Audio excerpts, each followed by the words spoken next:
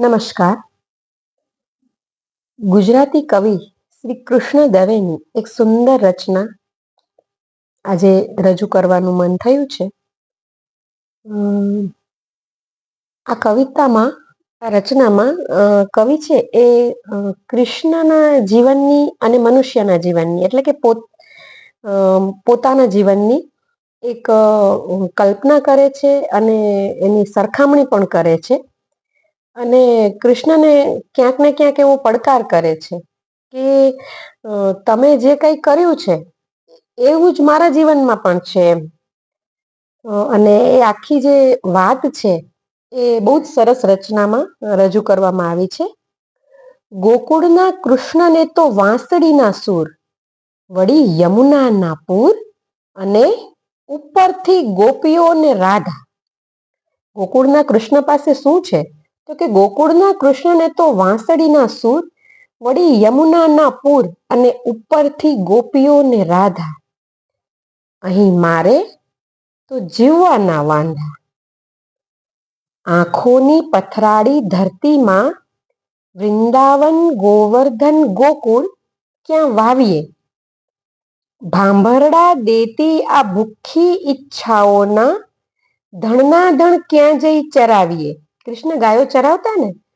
કવિના હૃદયમાં ઘણી બધી ઈચ્છાઓ છે.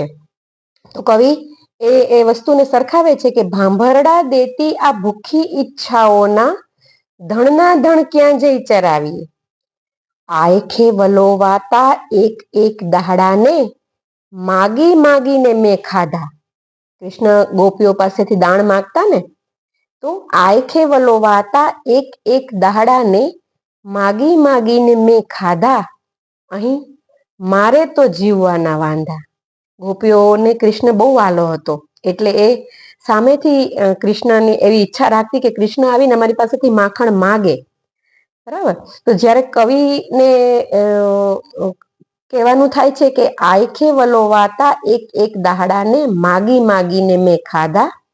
અહીં મારે તો જીવવાના વાંધા. પૂરેલા ચીર એમાં માર્યો શું મીર. કૃષ્ણે દ્રૌપદીના ચીર પૂર્યા હતા.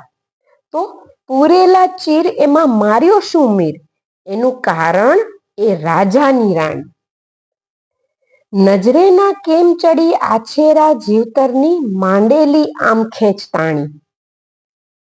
હું પણ મારા જીવનમાં કેટલી બધી ખેંચતાણ કરું છું. તો નજરે ના કેમ ચડી આછેરા જીવતરની માંડેલી આમ ખેંચતાણી. ખેંચાતા ખેંચાતા ટાંકા તૂટે ને વળી દોરા ખૂટે ને તોય કરવાના રોજ રોજ સાંધા. અહીં મારે તો જીવવાના વાંધા. ગોકુળનો શ્વાસ લઈ, મથુરાની હાશ લઈ, દરિયામાં જાત તે બચાવી.